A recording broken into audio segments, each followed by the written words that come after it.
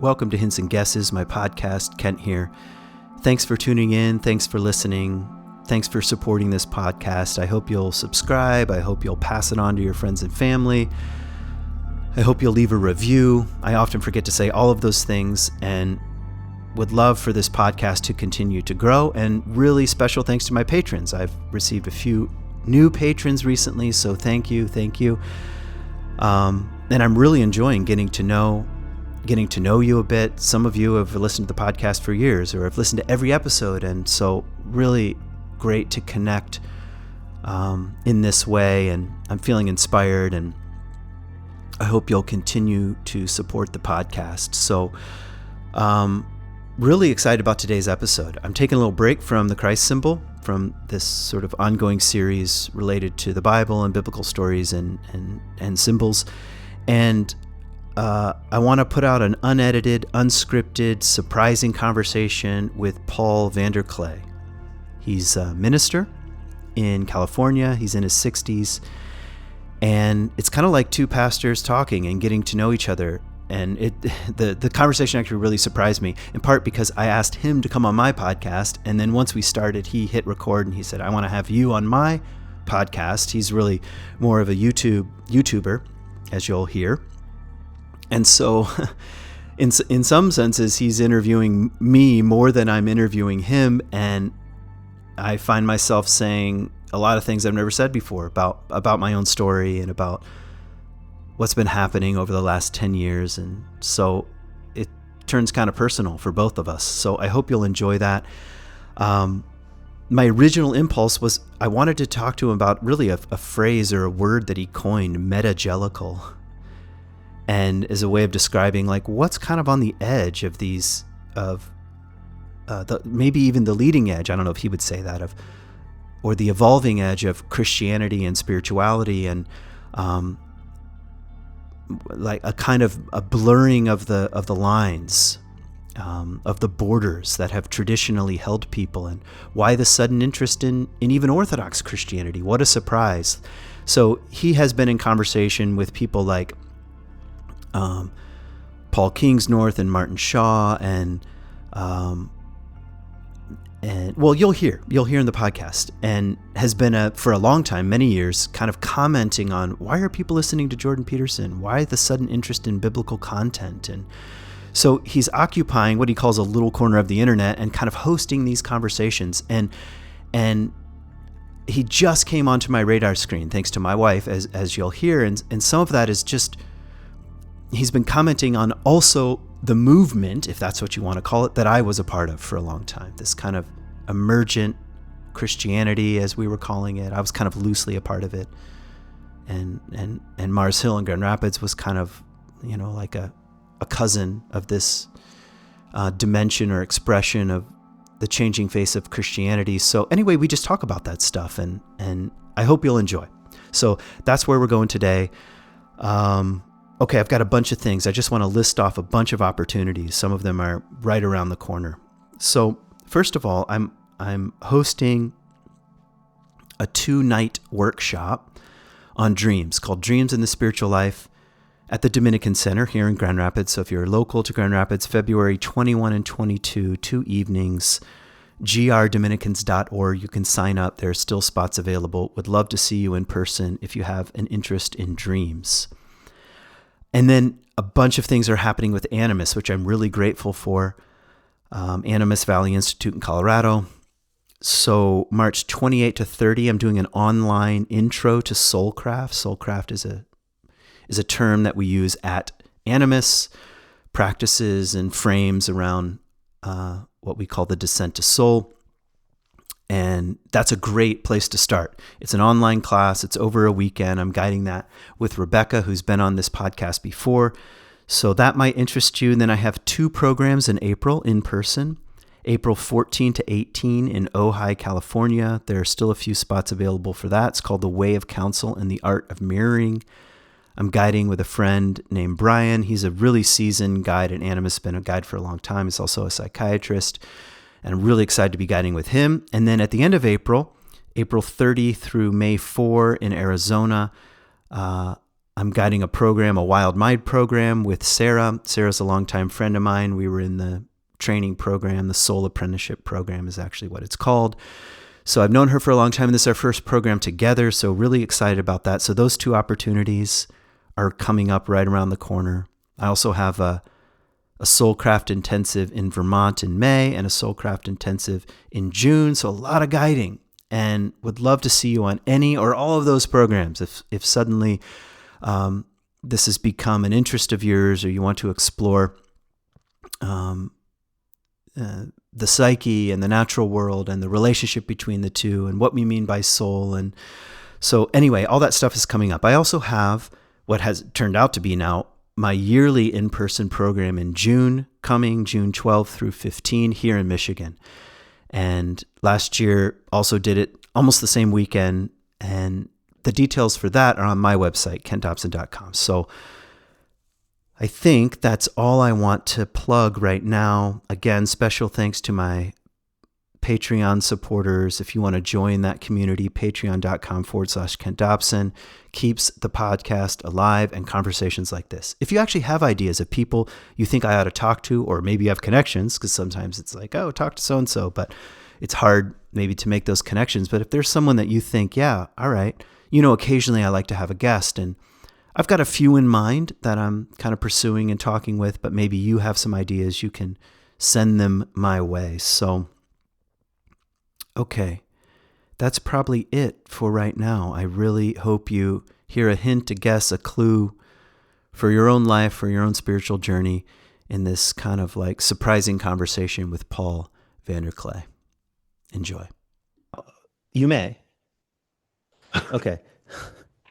But, my hope was that, we could have a conversation. I could put it on my podcast. I hope that's okay. That's absolutely fine. You may certainly record it. All right. And if and we're not live, so that if something happens that one of us wants to, change something or not include something, I mean, we can always not publish too. I mean, Okay. So you mentioned that you found me. Your wife had been listening to. Well, let me get this too. Yeah. There we go. You mentioned that your wife had found my YouTube channel or my podcast, and that's how you ran across me. Yeah, exactly. Yeah, I think it started with Paul Kingsnorth. She had read Savage Gods ages ago. Okay. And just through his, and I think she read something in the Free Press, sort of publishing his conversion story. And then she found you commenting on it, and she was like, oh, this is interesting. And she tried to get me to watch, and then you started, mentioning this word metagelical, and she was like, hey, have you heard of this word? I'm like, no. More or less, she was like, I think you might be one of these kind of people. So your wife trying to figure out who you are, huh? I Years guess. into marriage. Yeah, exactly. That's how it is. But yeah, it's so interesting. And then I just started watching a bunch of random content that you've been putting out. And as you may know, I was kind of deep in this would be part of an interesting conversation, but I was loosely affiliated with the emergent world, but mainly just because of my proximity to Marcel, Grand Rapids, and being a part of it from day one, and then kind of coming and going and eventually taking Rob's job. And but from the inside, I don't think any of us, including Rob, were really all that concerned about where we fell in the larger map of what's happening to evangelical Christianity, what's happening to Christianity in general. Kind of held some of those conversations at arm's length. And I'm just like in a different place now. And I'm more curious, like, wait, what the heck was I up to? And what were the patterns? What were the trends? And what's happening right now? And some of these other people that you've been interested in, like, I already mentioned Kingsnorth, but like Jordan Peterson and Vervaeke and these other voices, Peugeot. I mean, they're also now on my radar. And Martin Shaw, I've been following Martin Shaw for years, but is there a convergence of worlds here? That's kind of how it feels to me. And so I just wanted to meet you and talk with you, and like, who are you? What have you been doing? Well, What this are will you be interesting seeing? because we'll have a journey of mutual discovery. I don't know who I.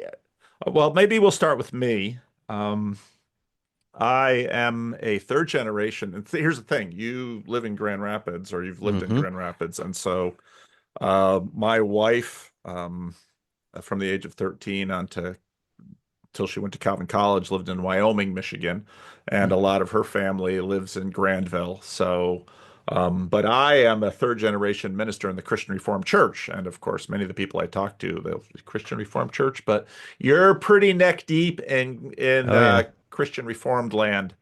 So I graduated Calvin College, was going to go to Fuller, but then had met a woman who became my wife. So I went to Calvin Seminary, and then I worked in the Dominican Republic with Christian Reformed World Missions. Hmm. And then I took a call to a struggling little church in Sacramento, California, another Christian Reformed church.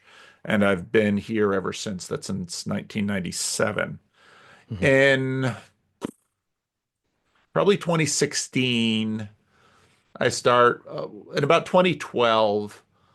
I was always so my father pastored a what I'll call a racial reconciliation Christian Reformed church in Paterson, New Jersey, and that's where I grew up.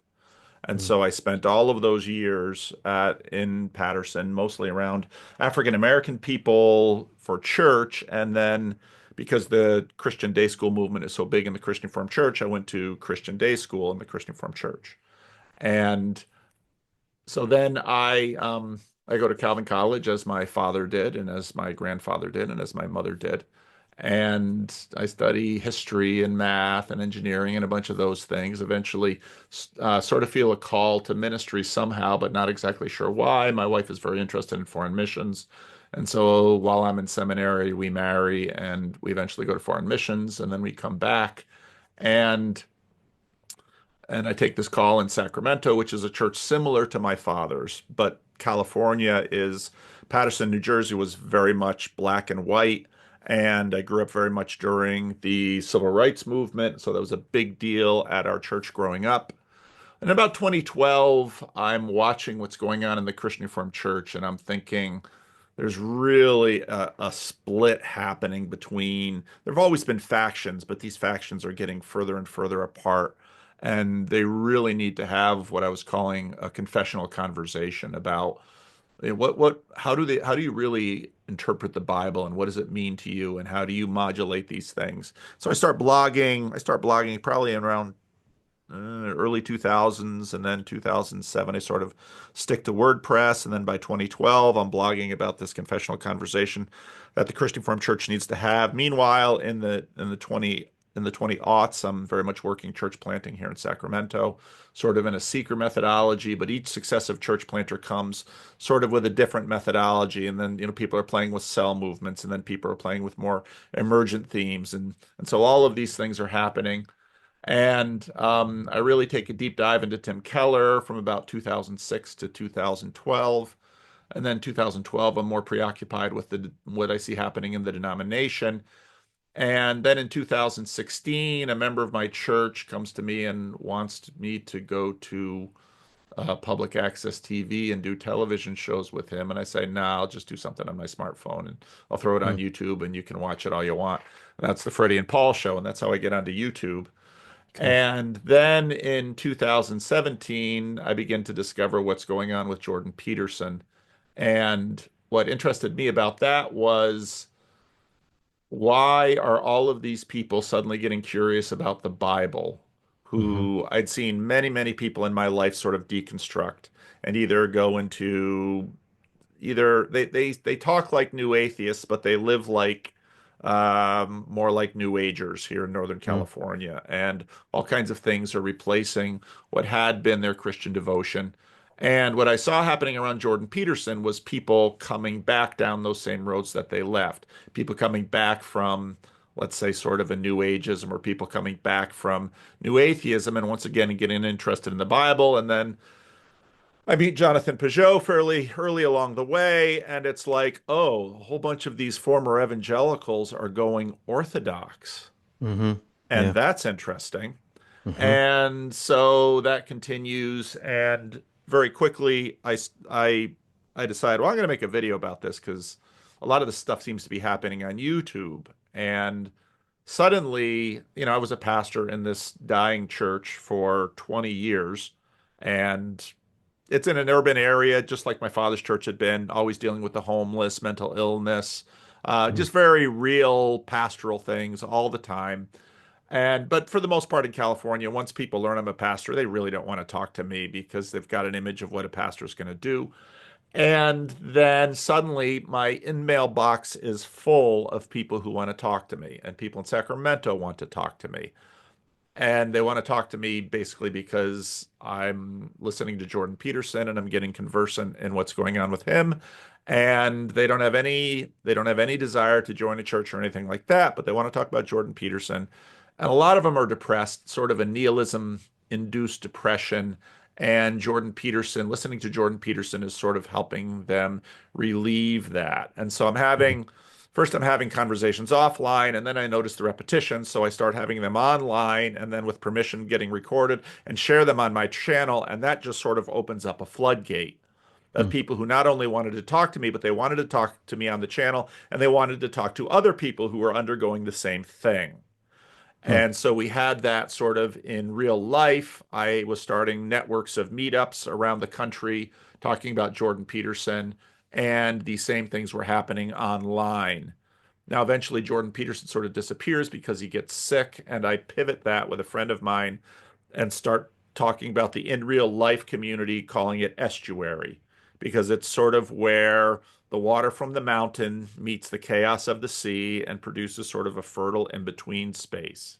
Mm. And I start talking about estuary being church adjacent because one of the things that really bothered people about church was they had a whole bunch of propositional things they didn't feel that they could sign off on authentically, but they still wanted to have spiritual conversations. They didn't know quite what to do with it or where to go with it. And I was providing both in meet space and online spaces to talk about that with other people. So the in real life spaces became estuary, and the online spaces became this little corner of the internet. I was Mm-hmm. continuing to have conversations with John Vervaeke and Jonathan Peugeot, and the thing just kept growing. And that's really what's been happening ever since.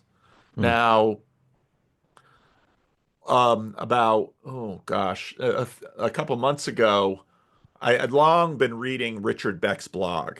And then I eventually had a conversation with Richard Beck, Experimental Theology, and discovered that he and I were about the same age. He was in academia. I was, in professional ministry, but we had been sort of having the same experiences where we sort of bumped into the emergent movement, and we had seen people sort of deconstruct through the emergent movement Mm-hmm. or go to the main line or go young, restless, and reformed. And we had noticed that both of us sort of were tracking on a number of things. And then on his blog, I bumped into a series that he had done in March of 2024 about why the emergent movement died. And a whole Yeah, I bunch saw of that. Okay. whole bunch Mm-hmm. of lights came on for me Mm. then, because I had read McLaren and Rob Bell and was looking at the ooze and conversing with Rachel Held Evans. And Mm. I mean, I'd been doing all of these things. And then I'd sort of been doing all of these things until I hit Tim Keller. And there for reasons that I won't go into, I found Tim Keller much more helpful to me than I had found all of the emergent stuff that I was reading in terms of what I needed for my own spiritual life. And Mm. so that sort of took the turn then into Tim Keller. But then, of course, the turn into Jordan Peterson land became very fruitful because what that did was open up a lot of conversation and a much bigger world, an engagement with a much bigger world. And because sort of early on I had, developed a friendship with John Vervaeke and Jonathan Peugeot, we started doing live events together, which, eventually sort of overlapped with the estuary stuff. And yeah, and so I'm about 6, 7 years from retirement. My church is, what I started on YouTube, and by the generosity of many people, it sort of has kept my church afloat. I never really Mm. asked for money for Amazing. myself, Hmm. but people just like, oh, we don't really want Paul having to take a call to some church that says, we don't want you spending how many hours a week talking with people who don't live in the neighborhood or will never be tithing members of our church. But this church has never put those restrictions on me. Hmm. Um, so I keep doing it, and Living Stones is still alive. And I my YouTube channel continues to be a combination of, like my friend John Van Donk says, my myopic mental meanderings. I'm just Hmm. thinking through things out loud online, and then talking to other people who are thinking through things online. Part of what developed early on with all of the people that I talked to were what was called in the little corner the randos conversations, where Hmm. I didn't know, people just wanted to talk to me. And I had decades of pastoring, decades of watching my father pastor, my grandfather pastor. So I just approached it like a pastor, not like an academic. Hmm. And that sort of engaged people. And it sort of modeled for people what has gone on online, which is people come online and they tell their stories. And there's a lot of good reasons not to do that, but the online space has sort of filled a need for people, and some of these people go to church and some of these people don't go to church. But what many people began to realize was that they were having a different quality of conversation, either online in the little corner or in estuary, that wasn't happening in churches, which is Hmm. part of the reason why I started estuary. So, and that's kind of, and then I got your email, and I've also been keeping up for when I got back to North America. I started participating on a little listserv. Listservs are like the pre-social media, which are I just don't even know what that email is, actually. groups. Okay. And there's one called CRC Voices, and this Uh-huh. is a group of people that I've been sharing ideas with and basically doing what I do online with them over emails. Hmm. And of course, it's much more of a Christian Reformed centric community. And yeah, so, and then of course your name has come up a number of times because I lived in Grand Rapids while I was at Calvin College and Calvin Seminary. Okay. When I was in at college and seminary in the 80s, Calvary non-denominational was kind of a big deal in Grand Rapids. Yeah. The Yeah. Seeker Church was opening up, the Seeker movement was going full steam. People growing up Christian Reformed were looking for something else. And I would have to say, one of the chapters, the spiritual chapters in my life was, you know, what's going on in evangelicalism, because you grow up Christian Reformed and then you meet evangelicals and it's like, that's not Christian Reformed.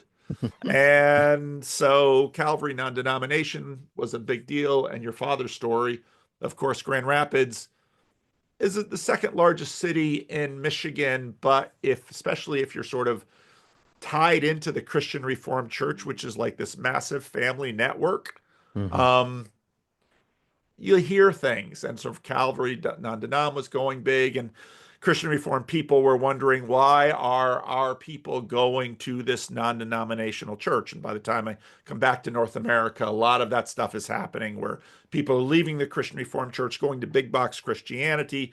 But then, of course, Yeah. by the 90s and aughts, the emergent movement is in full steam. And then we hear about this guy named Rob Bell, and he's buying the Grand Village Mall, and he's going to do a church in that, all Sort of. while Christian Reformed churches in Wyoming and Granville and Jenison are cratering.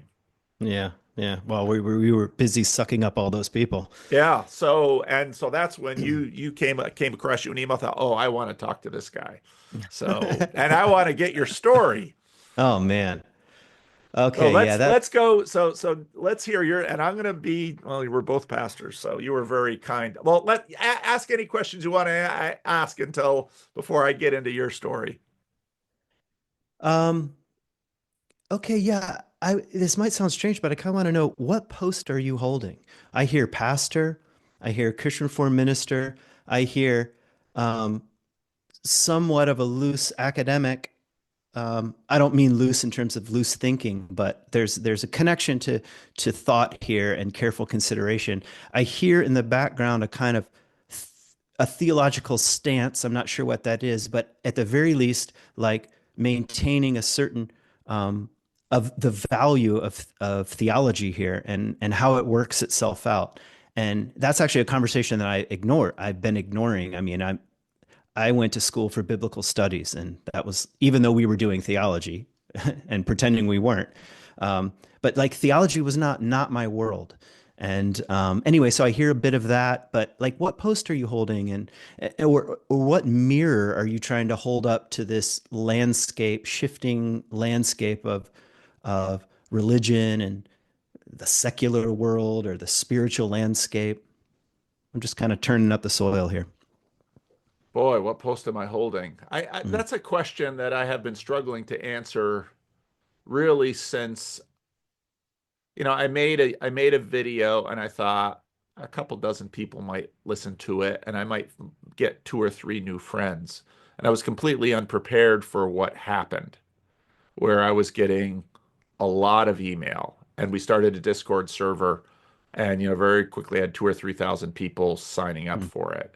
And now you, having gone through the megachurch thing, know how destabilizing a whoosh is when it happens. yep. Yep. Um, I I started going to Madison Square CRC when I Been was there. at college, and at that point it was about 200 people, and it was a bunch of people who had sort of been through the Christian charismatic thing, the Christian community, communal living thing. A lot of people who had sort of one way or another been kind of burned, but they had Christian Reform roots. And so it was a really hodgepodge group of people. Dante Venegas was there, Dave Beelan was there. And then soon after I started going, had nothing to do with me because I was just a college student going there.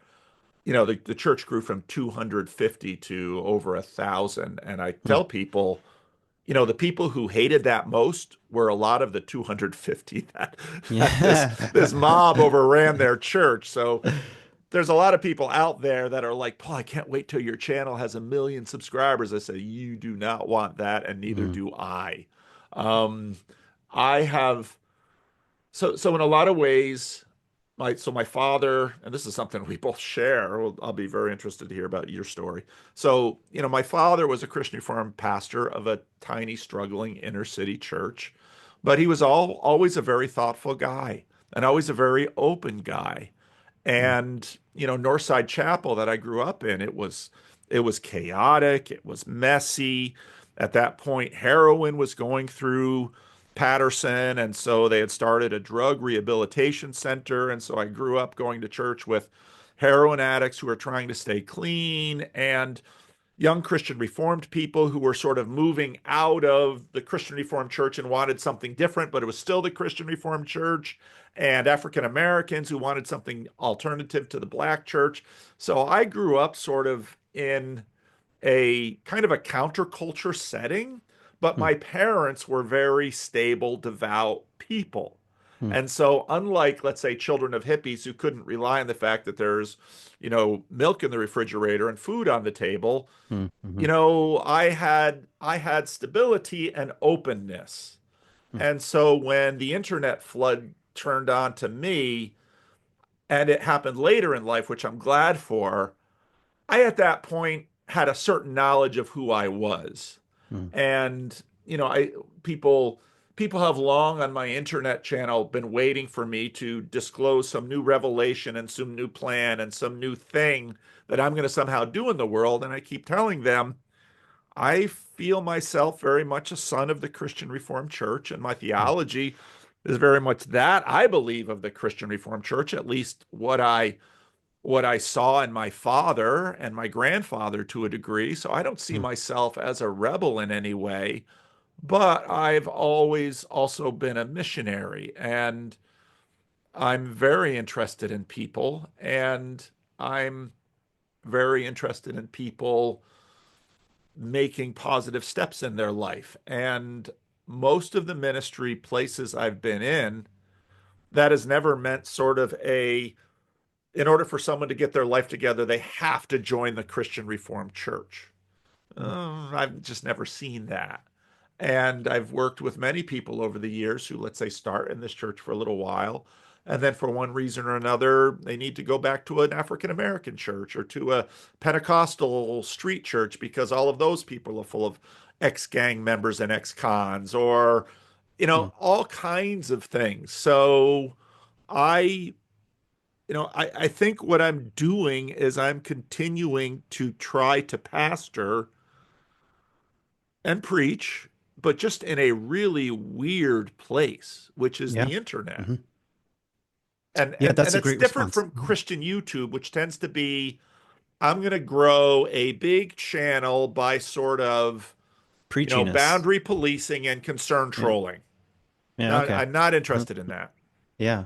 I can feel that. I can feel that. I think that's why I was attracted to your videos. I can feel that sort of pastoral thread here, pastoral slash preaching thread. I can feel your openness, your curiosity without sort of like, and also you have some ground to stand on. And that's a very interesting comment that you achieved a certain amount of like YouTube notoriety, but late in life and you knew who you were. And I think that might summarize what gave me trouble when I went from like a college kid to so when Marcel first started, I did the music and Rob did the teaching, and then all of a sudden it just exploded.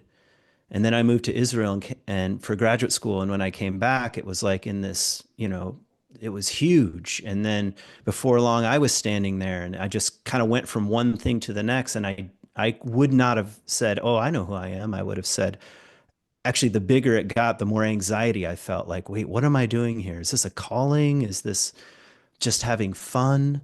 Is it, am I a rebel? What's going on? And it's like the ground started to sort of like open up before me, like a little chasm. And eventually I just fell right in, which was fine. Um, but now, like sort of on the other side of that, I'm just it's funny because you'd think I would have processed all this stuff, but for some reason your channel, and also you probably listened to that Mars Hill podcast, the other Mars Hill, the Seattle Mars The Hill. other I Marcel. have to make a distinction here. um, but when I listened to that too, somebody sent it to me, and I was like, "Whoa, what is this?" And I recognized a lot of the patterns in how they were talking about what they were doing was a little like how we were talking about what we were doing at the good Mars Hill. No, I'm just kidding. At the Grand Rapids one, and I was like, "Oh, okay, this is." I we weren't just like um, creative artists cooking things up in a vacuum, which is kind of what it felt like, honestly. No, there were some larger trends here going on, and a lot of people were experimenting with very similar things, and some worked and some didn't. And I don't know. I'm just like turning my attention back to some of that stuff. Um, but yeah, no, I appreciate the post that you're trying to hold, and even my podcast, Hints and Guesses. I mean, as you can hear in the phrase, I have a certain amount of openness too, and I'm trying to find where I stand when it comes to spirituality and God and religion and faith and doubt and um, all these buzzwords like deconstruction and so forth. And now you of course can ask me whatever you want. I just want to say something about Jordan Peterson because the first person who ever sent me his biblical lectures was a friend of mine from Israel. He's like, "Hey, you kind of talk about the Bible like this guy." I'd never heard of him. And he's like, "What do you think?" And I listened to those biblical lectures. I'd never read anything. I was like, "Okay, yes." I got very excited. And I was already kind of a little bit into depth psychology and Jung at then, and he's just like, he's not a Jungian, that's for sure, but he's definitely reading the Bible in a certain kind of way that has this Jungian influence. And but beyond that, just the symbolic approach, all I mean, we don't need to parse it out, but I was like, that really opened up something for me in a way, and it encouraged me because I have a deep love for the Bible, and I always have, and it's been like I mean, it's what I went to school for. I mean, graduate school. Um, I have like an NIV First Century Study Bible that I edited, and which is like insane. It's not even in print anymore, but that's a lot of work. That took me like 4 years, but it wasn't work like I'm doing this for the money, because there's not Yeah. money in it anyway. But it was like, um, there was like a passion for that. And I felt that love affair with the Bible in my circles, just like disappearing. It's just Mm. like, it just like ran right out Mm. ran right out the delta of with everything else. And I don't know, there's Wow. something about Jordan Peterson that was like, okay, yeah, I can feel the passion here. And I just was resonant with that. And then, I mean, I didn't really get into him fully. But I definitely started, listening to him and started connecting some dots. So anyway, Well, yeah. let's now you also, well, let me ask you this question. What did your father's father do for a living? He was a minister. So I've got a whole long lineage like you do. Actually, Yeah. my grandfather was a minister. My father was a minister. On my mother's side, also Oh. ministers. Yep, going back a couple generations. They're all Irish. All my dad immigrated here when he was 14. My grandfather on my dad's side, he converted, which is funny. Like, I don't know if you know anything about Northern Ireland, but nobody's an atheist except Peter Rollins maybe, although he's not really an atheist, but uh, um, he would like that joke. But it's like nobody's an atheist, and it's like inundated with almost a very Puritan kind of theology and ethic. And now it's changing, of course, because Europe is changing. But Yeah. um, anyway, he converted from, I think, Brethren, which is different over there, to a Methodist, and he became like a traveling itinerant Methodist minister on a motorcycle. And eventually, like, felt called to the States and came and immigrated. And my dad went to school at college at 16 at Bob Jones. So he was in this like very fundamentalist world. And right away at 18, 19 was a preacher, and pretty soon ran into Jerry Falwell down in, because the circles were kind of overlapping. and Yeah. and what was called Liberty Baptist College was brand new in the early 70s. And so my dad went and worked for Falwell as a preacher, and then also eventually became the vice president of the school and dean of students and things like this. And he has some academic training too. He's went to school for education as well. So So what was it like for anyway, you growing up in that setting? well, of course I didn't know any better. Like big church was what I just called church. I never went to a small church in my Mm. life until I moved to Israel. I was like, oh, this is interesting. Like, I mean, it's not that I had never stepped foot in one, but I had never really been a participating member of a small community. It was always larger than life. And so I don't know, that gave me, um, probably loved it and hated it at the same time. My dad felt like a big deal, which I liked and also annoyed me, and Yeah. so to be used in a sermon was a bit of like putting your kids on public display. So I had that Yeah. kind of like, um, I still have an aversion to that. Like when I hear ministers, pastors telling stories about their kids, I'm like, it just gives me that kind of weird feeling like you might want to check in with them first. Yeah. Um, but part of that was just scale, and everybody peering into your life. But I will say about my dad, he was probably like your dad was open. He was a very open and loving person, and was a pastor for all the right reasons. And now sometimes he's a bit slippery. Like, I would try to pin him down on things like, you know, I called him in college once. I went to Liberty. Um, and I was like, Dad, I'm not an evangelical. And he just laughed. He just would think that was hilarious.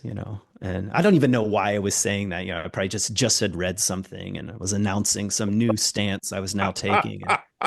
And but that was his spirit. And um, even funny things like I heard him saying like to some friends, he's like, this is a great line of his. I tend to believe that the earth is young. I was like, Dad, I can take you to archaeological sites in Israel that are older than you think the earth is. And then he would just laugh. He would like, oh, you're bad. You're bad. But that kind of lighthearted spirit was really Hmm. good for me. you know. So Mm, I had kind of heavy-handed religious doctrine, but held in a light way by my dad, especially. My mm, mom, maybe she mm, was a little more of a fundamentalist and a little more afraid of breaking the rules, but mm. not him. And by the way, I read a passage in Jung not that long ago in his Memories, Dreams, and Reflections, and he says that um, I'm not going to get the phrase quite right, but he's describing his own heritage. Like his dad was a minister and his grandfather was a Yeah, minister, yeah. and basically he says, "Tough. I inherited this. I'm working through Mm, generational unfinished business. This is mm, mine to carry.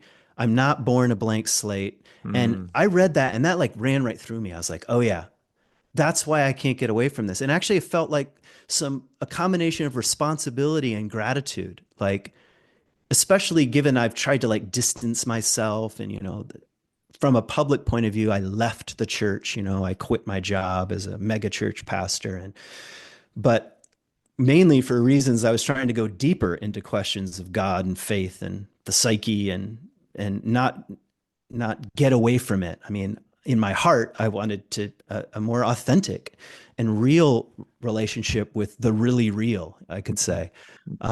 But anyway, I just felt like a sense of gratitude. Like, thank God I had some exposure and a lineage here, and maybe I can, chip away and make a small contribution. Anyway, that was mm. kind of my feeling after reading that passage.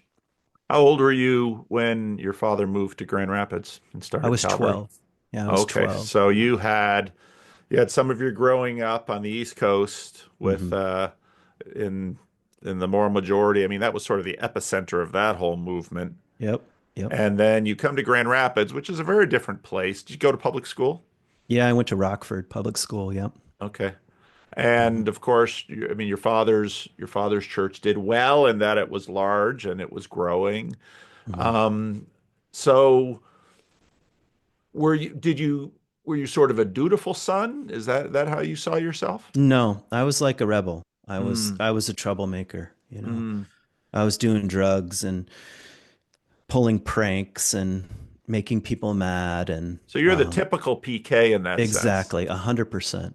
Although I now know, didn't know this at the time, that the rebel and the conformist are virtually the same thing. I was quote rebelling, but I was just conforming to every other rebel, listening to the exact same songs and doing the exact same things. I had a two and a So, half hour conversation about that yesterday. A guy named Local Distance.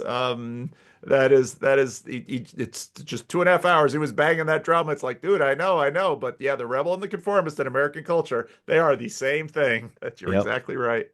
Yeah. So, So, where did you go? You went back to Liberty to college. Why? Was that uh-huh. parental pressure? Or was that your choice? Or was it just Uh, the natural thing to do, like me going to Calvin College? I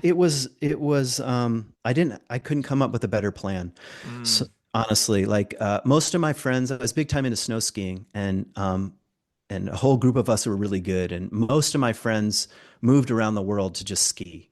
mm, This was like in the days when like maybe we could get famous on a ski movie, So they went and tried it. And and I basically didn't have the guts. Part of me knew, like I think maybe it's my own soul or something said, not really for you. You're gonna burn out like a flame here and don't do it. So I didn't apply to any colleges and it was like Liberty or nothing. And I mm, played soccer and Liberty has a very good soccer program. They have a very good athletic program, but I was like just good enough to barely be on the team. And that was really, really good for me because I was no longer a big deal. I was like working really hard. I was like kind of leaving behind a lot of this. It's not like I quote turned my life around or something, but I was like, no, I don't. I want to go on a different track here. And so being a part of the soccer program and Liberty's interesting. It's like, it has on the surface, it's Jerry Falwell and moral majority and fundamentalism but it's actually just a very loving place and kind mm, of an enthusiastic place. mm. And it's so big that you can like there were kids on the soccer team that were like, wait a minute, like this is a Christian school? Like people keep asking me, am I saved? What do I tell them? And we would like coach them, like you have to say this, So, It's hilarious. it was pretty funny. But anyway, so I went to Liberty and that was the best decision Mm, half decision, maybe unconscious pull. mm. Met my wife there. I studied English. I really, I also didn't know what to even major in, but eventually I majored in English because I like reading, and my wife was an English major, so that helped. But that had a really formative uh, shaping effect on even how I read the Bible. Mm. Like I never really read it as a like containing a bunch of doctrines or something like that, or a bunch of abstract theological points that we're supposed to extract. I never really read it that way, and that helped by the time I was like sort of in ministry more officially, and working with the Bible, and planted a seed for going to school in Israel. So So you graduated with an English degree. What'd you do after yep. college? Well, first of all, I worked at Outdoor Trails in Lynchburg, Virginia, making $6 an hour selling shoes to people that don't need hiking shoes. And it was it was like I was pretty lost. And I had some friends that were going to Alaska to teach high school. Mm. And, so I was like, okay, maybe I should get my teaching certificate and go on a big adventure like this. I was kind of drawn to adventure. But it's like, I don't know, I couldn't work it out. It's like every other English major, it's like, I'll just go to graduate school. And I was just spinning my wheels. And then Mars Hill started. So the story of Mars Hill is, I mean, complex and long, but Rob worked for my dad. And Right. That's right. I forgot yes, about that. so a lot of people forget about this. And so my dad had started Saturday night, And we're which talking was, the 80s yes, because your fought 90s. your because Rob was talking to Plantinga and Mao and a bunch of these guys at Calvin. Because I remember hearing, rumors of these things. Because again, Grand Rapids, very leaky place, Hmm. very active grapevine, especially in the Christian Reformed Church. But please go on. That's right. Yeah. Rob Bell was working for your father. Oh Yeah, yeah. yeah. So he was like the big deal, the pastoral intern for my dad, and my dad would like put him up on Sunday night, and he'd give a sermon, and then he started teaching more at Saturday night, which is like the seeker service, and that's actually how I met Rob. My dad was like, "Oh, you got to meet this guy," and we met, and really the first time we were ever together, Rob, he's really a talented person, and he's also a musician, and so he wanted to play some song, like some U2 song. I Will Follow. I don't know if you know this song from War, the album. And so that was like the open. And so he's like, "Oh, Kent, you come and sing." Cause I'm into music and stuff. And so we like did this little number together, and which is really awkward. Like when I look back at the seeker sensitive service, it's like, let's play a secular song. And then like That people are that supposed was to, that was radical it was innovation. mind blowing. It was totally mind blowing. But so anyway, then Rob and I became friends. And so I was in Virginia. My dad said, we're going to start this church and we're going to help plant Mars Hill. And I just didn't want to miss out. I called Rob and I was like, I think I'm going to come up, and, and I didn't know what to do. And I didn't actually think I'm going to go up there and work for Mars Hill or something. I just thought, hey, let's do something interesting and meaningful. We were really reading Dallas Willard. By the way, this is like a Yeah. thread. Like if you start getting into Yeah. what birthed these places, like it was Dallas Willard. It was like, oh Yeah. wait, we can put praxis in front of like just hard and cold ideas.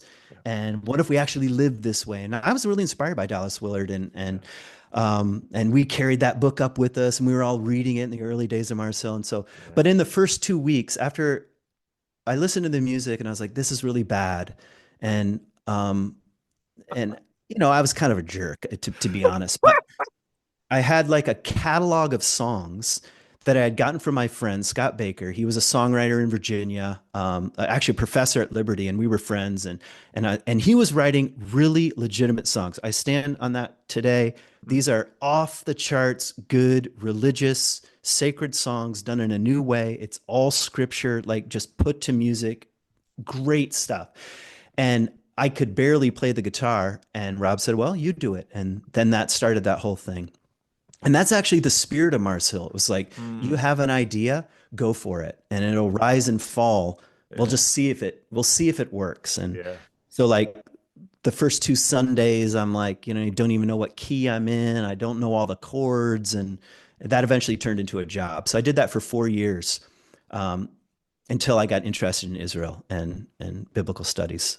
And we can open that door if you want, but, um, I Well, want to I'm say told some. Rob Go Bell's ahead. first sermon series was on the book of Leviticus. Okay, it's true. And part of that was like, let's do something insane that no one would do. Right. That was kind of like Rob's vibe. Yep. And it was like, I look back now and it was like the heaviest atonement theology you can possibly think of. Every week was about blood. We had like fake blood and we were lighting things on fire and he and I were going back and forth like he would come up with like this ridiculous sermon and I would like try to play like the music with it and it was just like how are we going to top this next week? That was like the Ah, vibe. I'm serious. It was really I, fun. I totally Um get it. yeah. But yeah, he started with Leviticus, and here's maybe a thread that I haven't heard on your channel yet. And I'm not saying this is true of the emergent movement in general, because I don't know if Marcel is really even part of it. But here were our influences. Rob and I and others were reading a book called Our Father Abraham by Dwight Pryor. I think that's his name, or you'd have to look that up. I Huh. might be confusing Dwight Pryor, who we became friends with the author of this book, but you can probably find it if you're googling it now. Our Father Abraham. Oh, Amazon will, Oh yeah, it'll. find books. Our Father Abraham. There's one by Marvin Wilson. That's it. That's All it. right. Yep. Okay. So this book, there was like um, this organization called First Fruits of Zion. This is like a Jewish roots, kind of like a Jews for Jesus type of thing. And they were like in the congregation and floating around these essays. And I'm telling you, the first few years, and this is what got me interested in historical Jesus stuff. And like what were we doing? We were saying, well, forget the Reformation, forget the church fathers. Let's just go Right. all the way back, Right. classic, Yep. let's do it the way they did it then, except we were like, holy crap, Jesus was Jewish and the festivals and like it was like mind blowing for the entire congregation and also for us on the inside. Like anyway, that's like it started something and and Ray Vanderlaan, I Yeah. don't you're He probably was my familiar. high school Bible teacher in Okay, New there you go. Jersey. So I know, Ray. so I went on a trip with him. That's how I got interested in Israel, but like his stuff was like, making its way in and um so definitely Jewish roots at the beginning and kind of like a really serious attention to every detail in Leviticus chapter 16. Let's go verse by verse and what does the Hebrew say um, and what's the symbol? We wouldn't have used that language, but what's the symbol here? What's the symbol of the scapegoat doing here? And how is this? Actually, it is like the church fathers, like reading kind of like the um, archetypal dimensions of Christ hidden in the text. That's basically what we were up to. And, people just thought this was like revolutionary Yeah. at the time. So that was like the early days of Marcel, and that's how I got interested in biblical studies. Yeah. It's so when I came back to Sacramento, of course, when I went overseas, I'm just immersed much different world. And I come back to North America, and what had been sort of I was seeing happening when I went to seminary in the 80s at Calvin, a lot of people were sort of into pastoral care and pastoral psychology. That was sort of the hot thing. And there were just sort of a few little embers on the church growth movement. And then when I came back to Sacramento, the church growth movement, at least in the Christian Reformed Church, was under full swing. And we were trying to plant churches, and for the most part, we were just sort of taking a page of sounds similar to what happened to you. You look for some young Christian pastor, maybe a youth pastor that has a degree of aptitude, as sort of, Bill Hybels and Rick Warren are Hmm. sort of the archetypes of this. And in a sense, you give them the keys to the kingdom and you say, just just go play and see what happens. And the Christian Reformed Church was never terribly good at this. I Hmm. think there was a lot in our formation that really resisted a certain easy instrumentalism that the church growth movement could sort of run with, and a lot of Christian Reformed pastors just wasn't quite our who we were. And, part of it because the generations earlier had this real, they had a real resistance to some implicit Methodism in terms of here's this moment of conversion. Christian Reformed people we're always sort of about formation. Hmm. And so, when I listened to your story of that you're telling earlier, I'm so glad that so many of my colleagues weren't successful in their 20s and 30s Hmm. because it's seriously disorienting. It can be. I Hmm. remember one of the Christian Reformed Church plants that did very well. I'm not going to name names here. One of the Christian Reformed Church plants that did very well in a very difficult part of the country to plant a fast growing church. And he had famous people going to his church. And this was a Christian Reformed church. So, of course, the Christian Reformed church at that point, as it's already in its decline, is really excited. Maybe this will turn our denomination around. I was on a denominational board doing the executive search for the new executive leader of the denomination, and I his name had come up because he was known because he had planted this large church, and so I said I'll talk to him because I'm curious. And I remember him telling me, he said, I planted a church that was a mile wide and an inch deep, Hmm. and he got out of it. And I know when people who have been successful in that frame get out of it, people aren't happy because there's this real demand for validation that the size and success just feeds in our American imagination. Yeah. And but I've seen, pastoring is a hard enough thing. Hmm. And at least if you're pastoring in a small place, your mistakes and your sins and your stumbles aren't at least known by thousands of people and then broadcast by the evangelical industrial media complex. Yeah. You're not going to show up on the Royce report. Hmm. And so I do wonder about the wisdom and even responsibility that this big wave that went through in the 80s and 90s and sort of petered out in the aughts of just throwing young men at things. And we just gave, I think in some cases, we just gave people way too much opportunity than they had time to develop sufficient spiritual ballast to Hmm. manage. Yeah. And the Oh, same is absolutely. happening in the internet. Same happens in the NBA. Same Hmm. happens in Hollywood. That these massive media machines just devour and consume human beings. And we as a culture not only and celebrate it, we reward it. And then when the people fall, it's like child actors.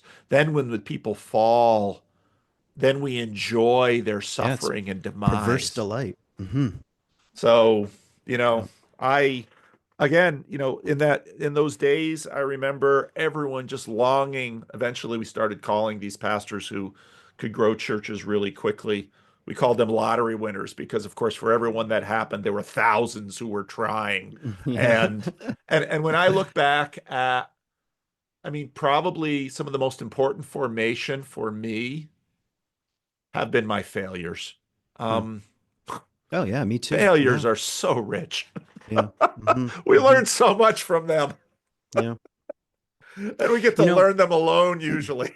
hmm. Yep. Yeah, I definitely feel that. Um, oh, like Richard Rohr says, we come to God by doing it wrong. So, yeah. So you go to Israel, Yep. and of course, at that point too, every area of community endeavor will have fads and fashions, and so of course, second temple Judaism is sort of that's the hot thing of New Testament studies and Hmm. has been for a while. So you go to Israel and you study. And did you figure out at one point that what PhD in the church world means is that you can get a job at a struggling little academic post and make less money than a pastor in a local church. Yeah, or you won't get hired actually. Like there were no jobs. By the time I said, "Oh, maybe I'll have a career in academics," like all the, you know, all the lights were on like, "Oh, I don't have a place here. I'll never get a job in this world." But I went anyway. I went out of passion, really.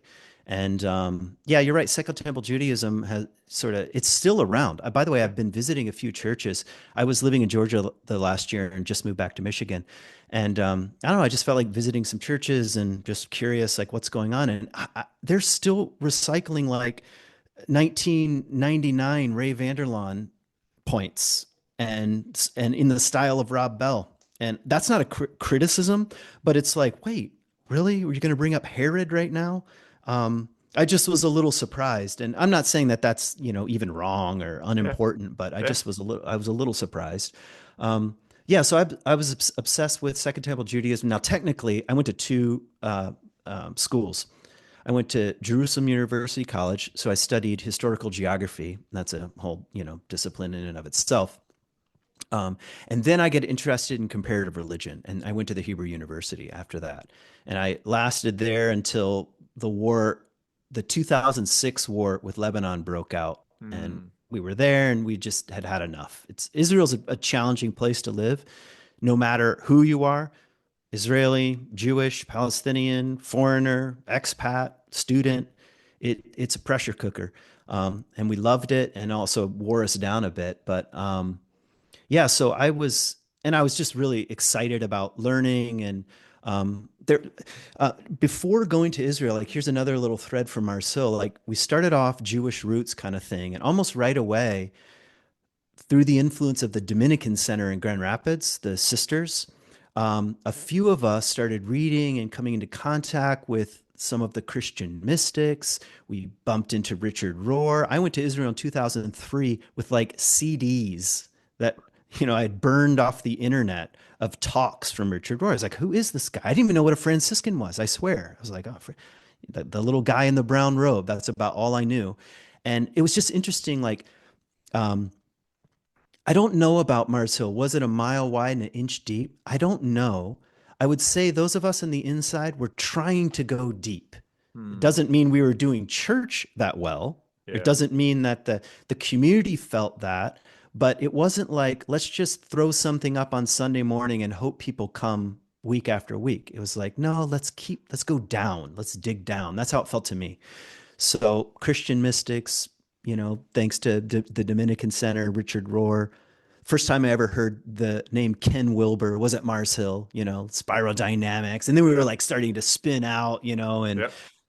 like sort of like, let's say yes to everything and Yeah. transcend and include. This became like, by the time I took Rob's job, that was more my vibe. Like Hmm. I'm transcend and include. I can be here and include various other traditions, Hmm. this kind of thing. Um, Not that I was good at it or even saying that was the right approach, but that's just where I was. But anyway, yeah, Second Temple Judaism and sort of biblical studies was my thing for a while. And I started leading my own Israel trips. And when I came back, I taught at North Point Christian school. I taught high school Bible. And I got fired there because I made a program for the Discovery Channel on the historical Jesus, and they didn't like it. So it was a bit dramatic. Is But I is can't. North Point a Baptist Yes, it's a school? Baptist school. Okay. But they like someone had come on one of my trips, and they're like, "You've got to come back, and teach. Our high school kids would just love you." And I absolutely loved teaching high school. It was like so fun. But then I made this program, and it was like they just didn't like it. Really basic things like, was Jesus really born in Bethlehem or was he born in Nazareth? And I'm the host of the show. So I'm hosting these questions, and even my personal beliefs aren't that interwoven, but it didn't matter. They just fired me for that. And then I taught at Grand Rapids Christian after that. Oh, really? Yes. Yep. They said, well, we don't have a problem with your Discovery Channel thing. You can teach here. I was like, great. Ah, the Christian Reformed Church. Yeah, actually, that's when I really came to appreciate the Christian Reformed Church Yeah. because I realized, okay, these. there's an openness, Yeah, there's a commitment to academics and yeah. to care and to thought, and you're not easily dismissed, and you can have some somewhat controversial ideas, but we can hold those. And I loved teaching there. Like, I loved the entire staff, I loved the principal, I loved the administration. I would not have left teaching there. I mean, sometimes it'd be uncomfortable because I'm reading Ken Wilber and you're like wondering, where am I really in this? And Yeah. I'm like, should I become Orthodox or Catholic, or am I spiritual but not religious? I was like in this kind of swirl of those possibilities. And then the job at Marcel, they asked me to apply for that after Rob left. Hmm. And so then I left Grand Rapids Christian. Why you then? I mean, I mean, of course, your father and you Mm, had been there. So were you attending there or? I wasn't occasionally. Mm. So I was well known. Be, well, basically every time Rob wanted a break, I taught there. And sometimes he would like Oh, have a little freak out or have something like going on and not there for 2 months. And I would do a bunch of talks. So I was like well known. I was starting to find my own groove. Rob and I are really good friends. And so I never had this like following Rob Bell. I'm sure it was there in the background. I'm not going to yeah, pretend to be a saint, but yeah, I was like just doing my thing. I wasn't trying to yeah, do his thing. yeah. And people liked that. And really after Love Wins, nobody really wanted that job, or you'd have to be kind of insane to want that job. Like, why? Yeah. So, but I Oh, guess I was fame is a fickle mistress. oh, it's terrible. But I think because I had been an insider, I looked around the circle, I knew everyone involved.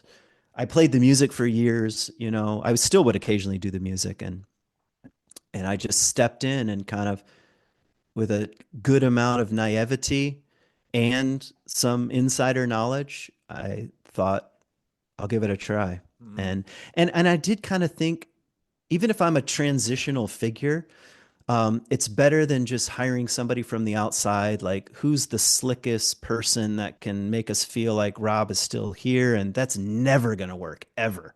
So I think most people were really happy. They were quite disappointed when I left. That was my general feel of it's hard to tell because, got to go person by person, but I liked it until basically what I was saying before. I was like, wait a minute, is this really a calling for me? I felt pulled. This is the story I have, and I'm not sure if it's true, but I felt pulled to the edges of the faith of Christianity and not really to the center. And here I am at the center of a big, you know, $4 million church, big budget, and I just realized like, oh, this is and the LGBTQ stuff was kicking off, and it's like you got to take a stand. And I didn't know Tim Keller, by the way, but he called me once and tried to like, you're gonna take the church down if you follow Rob Bell and all this kind of stuff. And I'm Oh, like, really? yeah, yeah. I was like, I know Wow. him. He was almost talking to me like as if he was like someone I didn't know. Um, yeah, so it was like it was weird. It's just such a weird That would time. have to be a very strange situation. Yeah, yeah. So Um, yeah, and anyway, I was becoming increasingly uncomfortable. You could say either I didn't have the courage to say we're open and affirming, and that's just it. And Marcel was strange because we had gay people already who were serving in very important areas and no one was saying anything about it. And suddenly it's like take a stand and then we had people basically afraid post Rob Bell that it was just going to go off the rails. Yeah, And so there was a growing conservative contingent that was saying, if we're out of here. And it's like, honestly, critique me if you want, but I felt this is not my fight. Like, this is not mine to carry for better or worse. And that was a factor. Besides, I need to find out who I am, and what is my actual experience of God. That was even deeper for me. Like, what yeah, is my experience of God? And I'm good at talking. That doesn't tell you anything about what's going on in the inner sanctum here. yeah. So I stepped down primarily for that reason, mildly because it was feeling like a contentious fight was at hand. And Mars Hill went the opposite way from me once I left. They said, Mm, "All right, let's double down let's leave Kent Rob days behind." This is my view. yeah. Like, not totally. I mean, it might be unfair if there were other people in the room here with us and say, "Well, not quite," but that's the way it felt to me, Yeah. and it kind of started unraveling shortly thereafter. It's still around. I mean, there are really Mm, good people there. I went to a funeral there not that long ago, but it's mm, a handful of people really committed. yeah. They went more in the liturgical direction, as you've been talking about on your Yeah. podcast. It's like, what are we doing? Playing fun songs. Let's stick with the Eucharist and do liturgy, and that, let's pretend to be Episcopalian. That's a critique, but it's also like it has its own power, and I think they're trying to find their feet there in that sense. Well, it was interesting because I was just the Calvin worship thing is going on right now, and I keep an eye on CRC things, and I turn it on. There's my colleague Kevin Adams. Kevin, when I moved here in '97, Kevin came to Rockland, California in '91 and planted church Granite Springs there. And when I got Hmm. here in '97, this church, when Kevin was coming, went to classes and tried to get the church plant stopped. And Kevin was a couple of years ahead of me at Calvin Seminary, and we didn't really know each other. But when we got here, we had lunch together, and we knew that no, we're on the same page in a whole bunch of things. So let's plant churches. Let's do some stuff. Let's not let's not just sit around.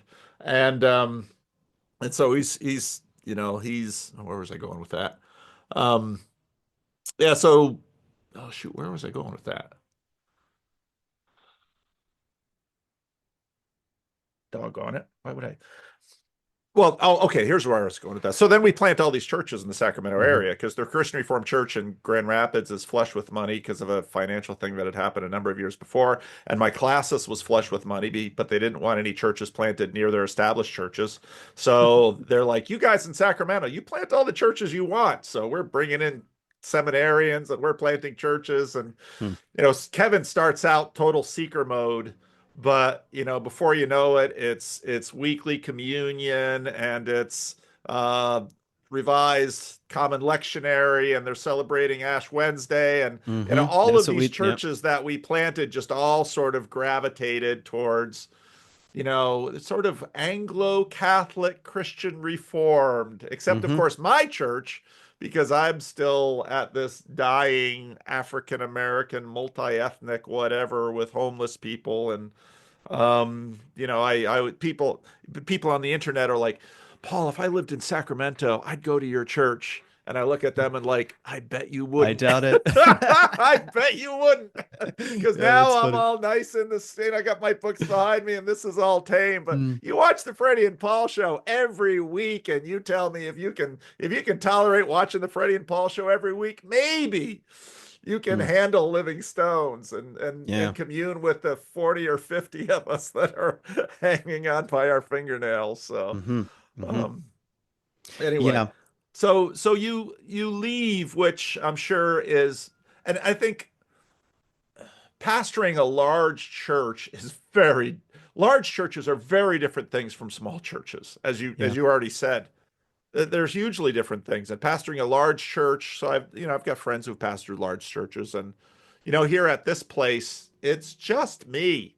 I Hmm. fix toilets, I lock and unlock doors, I deal with the homeless people and the things they leave, and it's just me. And that was the way it was for my father. It was just him shoveling the walk, shoveling the, it's kind of the way it is. But in a large church, there's meetings and there's vision and there's fundraising and there's facility, and it's a whole and then of course you're also, you might have had an executive pastor, but you're the pulpit star, and Yep. so That's how it was. Hmm. so It was a you lot. leave there, and where do you go? What do you do? Okay. Yeah. Okay. So this is where sort of there a bunch of surprising things happen. About this time, really through Richard Rohr, I got turned on to this person named Bill Plotkin. He's a depth psychologist. He started a place called Animas Valley Institute. Um, Originally, my original interest had to do with words like rites of passage and initiation rites and adulthood and like, of course, I was already into comparative religion and sort of and it's Joseph Campbell and starting to bump into Jung and things like this. And it's more in that vein. And anyway, these programs are like psychological and spiritual intensives. And I took my first one when I was a pastor at Mars Hill, and Mm, it just blew the doors off for me. I was like, mm, oh, I have an inner life that needs some tending. mm, And that was my first introduction to dreams. I never worked with dreams before. I was like, whoa, this is something new. And I started seeing my own patterns. Like, honestly, I'd never been to therapy. I mean, I'd been to a therapist like twice, but I was like, this is new. Just having an exam in life was new for me. And imagine, like, I had a spiritual director, which was very helpful. And eventually I got a therapist, but so at this, I'm meeting this like psychological, spiritual crossover realm, and it just rings my bell. I'm like, this is really, it's like, um, it pulled me even deeper. So um, basically, 2 days after I quit my job at Mars Hill, I entered a year-long program at Animus, which was designed to sort of facilitate what they would call a kind of descent. I mean, it's not like you can manufacture a real descent, obviously, but you apply for it and they read the applications, and it was a good fit for me.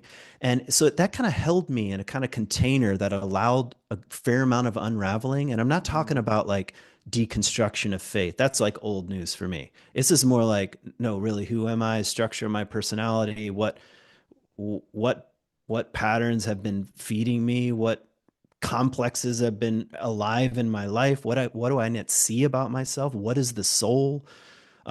Do I even have a relationship? I was into Thomas Merton, so phrases like the true self were like, what is that? And so anyway, I really just tried to say yes to this year long, and I didn't have a backup plan at Mars Hill. I did write my book, Bitten by a Camel, during this time period about my experience in Israel, a little bit of leaving the church. mm, But I was kind of like working through it out loud. It's not like a book that looks backwards even so much. So I'm trying to work through that, what's been going on for me. And then somebody contacts me and says, hey, we have this spiritual-ish community in Grand Haven. Used to be a church. You probably heard of it. Christ Community Church. It was called in Spring Lake, Michigan, or Grand Haven area. yes. Reformed church.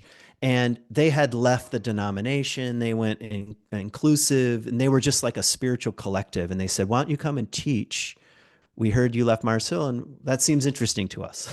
So I taught there a few times, and then they said, we're hiring somebody, um, and it just worked. Like, it is a spiritual but not religious sort of place, but they also just let me be me. And to be Mm, honest, I thought I was much more liberal than I really am, mm, because I just thought, well, the right doesn't like me. As soon as I left Mars Hill, my phone just stopped ringing completely. Just mm, friends, contacts, relationships. It just was like a wall just appeared. And mm, some of that was, I have to say, was my own making. Maybe I kept people kind of at arm's length because of my job and role. And so when I wasn't needed, it just, that was the end. But that was the first time, other than Israel, that I was in a small community. And they let me be me, and I worked stuff out, and I did talks on Jung, and I did talks on Jesus, and I knew everybody's name. I taught there for 5 years. I mm, knew everybody's name by the end and knew their story, and come have lunch with me. And it was like really, really life giving. Although I started feeling I'm actually not in the spiritual but not religious camp. I'm actually very religious. I'm not that spiritual of a person. Like, I struggle, but in terms of orientation toward ultimate meaning and what is God, how do we live, um, convincing people to turn back to God, to you know align their lives in the deepest sense to what's ultimately meaningful. That's what I'm about. And so it made sense over time that for me to step away from that, even though I probably could have kept doing it there, because it was a very open community and open to ideas primarily. Um, but then I moved to Georgia. That's where my wife's from. So I'm just kind of closing the loop here. We tried that for a year. We thought that might be a more permanent move, and for a whole bunch of complicated family reasons and work, and we're back here in Michigan. And mm. now I lead programs at Animus, where I started with Bill Plock, and I went into their training program again eventually. It's called the Soul Apprenticeship and Initiation Program, and it's not like a guide training program, but it has a little bit of that flavor. And eventually, Okay. I became a guide. Yeah, so Okay. Okay. yeah. Wow. Very interesting. Your father quite famously died of Lou Gehrig's disease. Hmm. How was that? How many siblings do you have?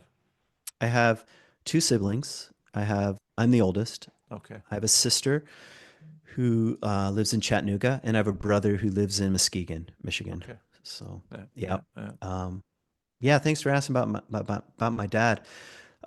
He had Lou Gehrig's ALS for 15 years, which Wow. is a very long time, Yes. and that's a real gift. But it also, the end was very painful. Like, Hmm. he chose to get a feeding tube, and so by the Oh, end, it's just sort of like the body is shutting down, and you're sort of artificially pumping in calories, and yeah. it was really painful to watch.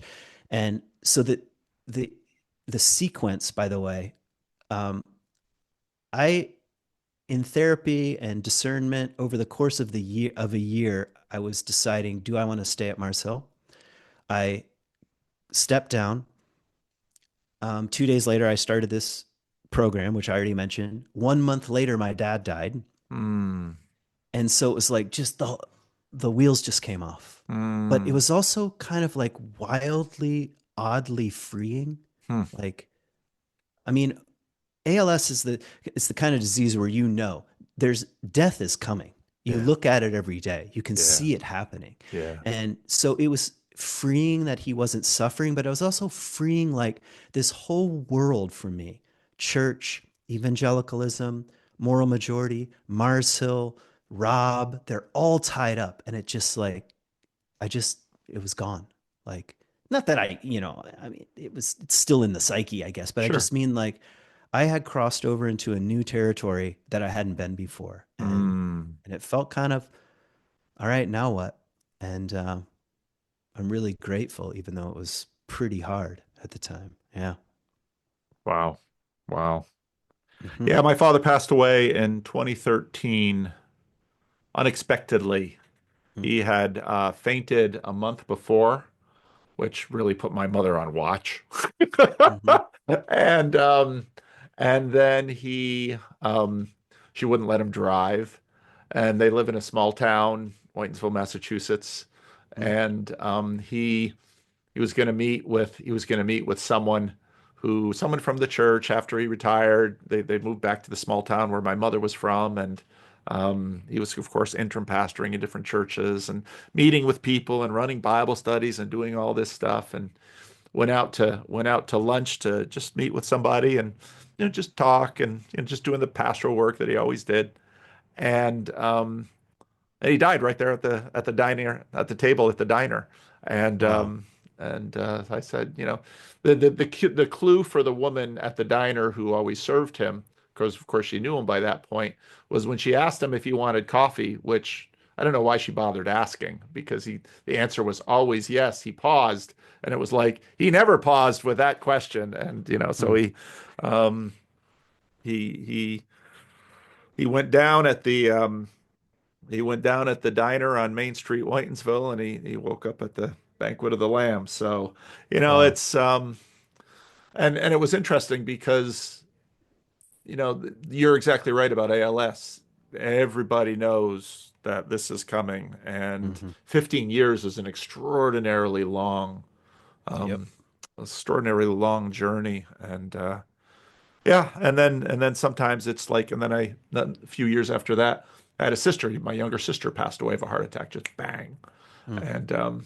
and it's like, so then of course I go to the doctor, and the doctor says, "Oh, we have to see you because your sister died. Now you have to see a cardiologist." So I go to a cardiologist. The cardiologist is like, "Well, you have a remarkable family history." I said, "I'm not sure that's the word I would use, but so yeah, we never quite know how our own little stories are going to end, I or know. really where they go." So, but thank you for Hmm. sharing that about your father, because I know it was again, Grand Rapids is a strange place. Hmm.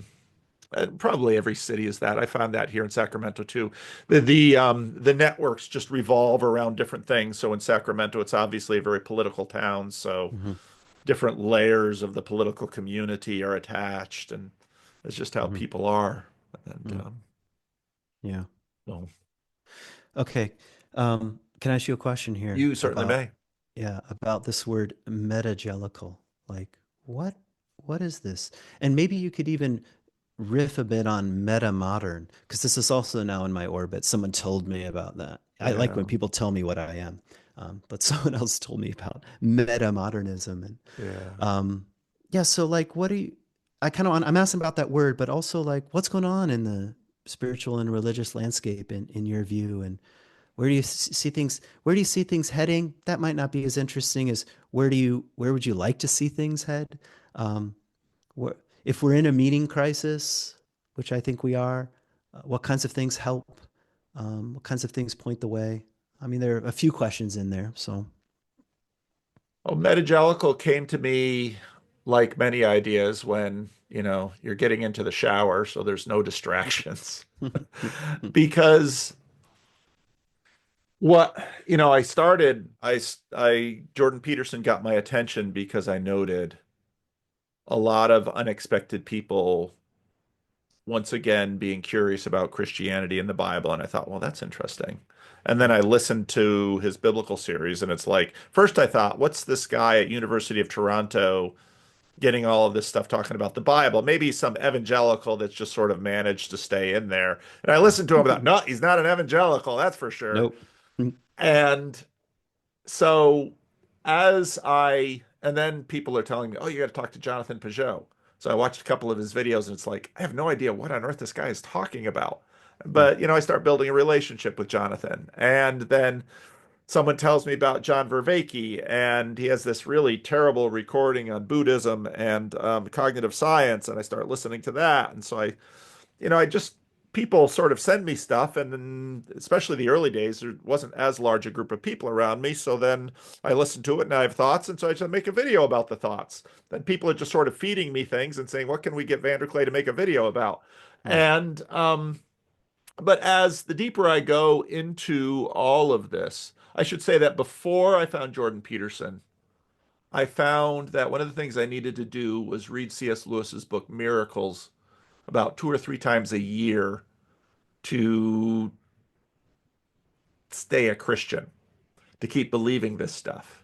Because a lot of the tensions come up if you're doing if you like ideas and you dare to buy commentaries. And the Christian Reformed Church didn't have such thick walls around all sorts of things. And so you can start buying commentaries and reading different people, and, you'll have thoughts. And so the further I get into Peterson and Peugeot and Vervaeke, and the more I begin to sort of dig into this stuff, the more I realize that, Phyllis Tickle made the observation that sort of every 500 years there's a major sea change in the culture. Yep. We And were tracking with this even in the Mars Hill days. We were yep, listening to Phyllis Tickle. Yep. yep. Hmm. And so I'm beginning to recognize that the new atheism, and it was actually a really smart cardiologist in Idaho who had been watching my channel that clued me into this. He says, things usually start to make a lot of noise right before they die, because it's sort of like they're really trying to hold on. Hmm. And he said new atheism was really that way, because this entire philosophical scientific worldview that they are perched upon has actually been crumbling for about 100 years, and at some point it's going to hit them, and it's all going to collapse. Hmm. And where you've got people like Vervaeke and Peterson, they're beginning to recognize in the field of cognitive science, in the field of psychology, that the reductive materialist models really are no longer holding.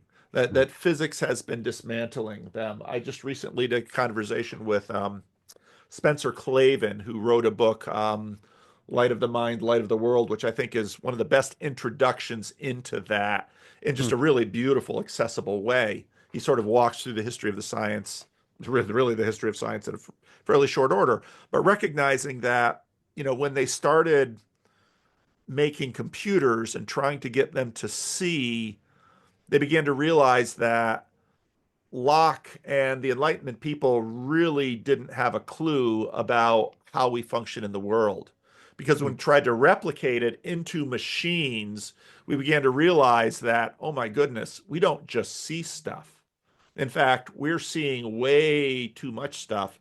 And in fact, there's a ton of filtering that we're doing, but we're doing it so automatically, we're completely unconscious of it. Hmm. And suddenly, what that means is that a whole bunch of reality is starting to get a lot weirder. And Mm. so you had modernity that was sort of saying, well, everything's sort of straightforward. We're a world of facts. Jordan Peterson in 1999 begins his unreadable book, Maps of Meaning, nearly unreadable book, by saying you can conceive of the world as a space of objects, or you can conceive it as an arena for action. And and very quickly we begin to realize that hmm, reality is very different. And the modernists basically said, well, everything is sort of straightforward, reductive, mechanical. The postmodernists come along and say, not so fast. All of those facts you are actually implicitly organizing within narratives. Hmm. And postmodernity sort of made the leap to say, and those narratives are arbitrary. And if you Hmm. look at, let's say, the main mission of Jordan Peterson, and I don't know that he said this in a thousand different ways, but I don't know if he said it as just so. The heart of his message and his critique of postmodernity is, what if it isn't arbitrary? What if, in fact, there are deep patterns in the world that are bringing forward to us these major narratives that are actually shaping civilization and culture and all of the major Yep. things. Now, of course, he's I'm with getting a you. bunch of this from Mhm. Jung. Yeah, of course. Yeah. And Jonathan Peugeot comes along and says, the Bible isn't quite what we think it is. It's definitely a narrative, but Jonathan Peugeot, in some ways, after he had his own journey through postmodernism as he's going through art school, he begins to say, well, what if we see the Bible as a repository of eternal patterns? And then he becomes friends with Jordan Peterson before either of them become as famous as they are today.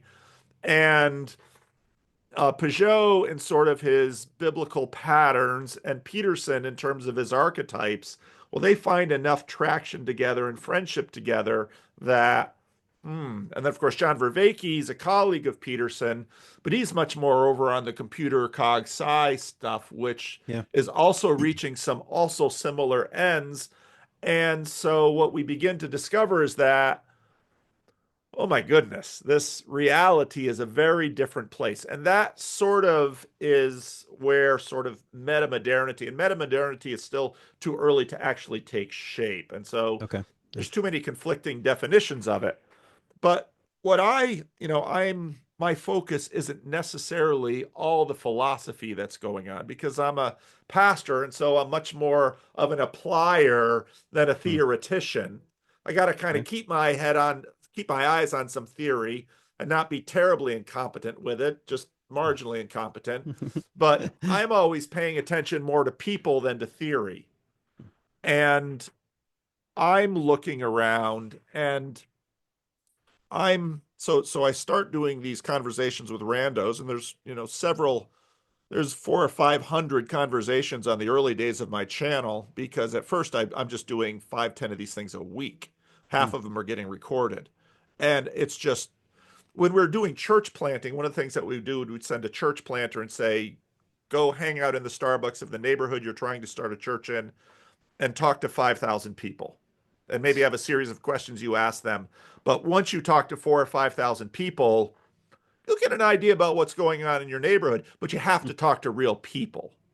And you not only have to talk to real people, you have to actually not just hear what their chattering rider on the elephant is saying, but you have to watch what they're doing in their life too. Because Mm. the chatterer isn't exactly the same as the elephant, Jonathan Haidt stuff, who had also read.